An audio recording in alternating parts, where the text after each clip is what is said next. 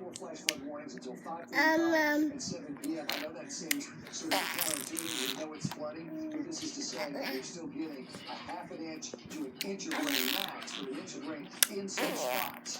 And that's not good enough. Despite the fact that some dry air is moving, we are still seeing this rainfall across the area, which is exacerbating the problem. We should be able to drain half an inch to an inch in neighborhoods as it comes down. But where you are already flooding, certainly that's not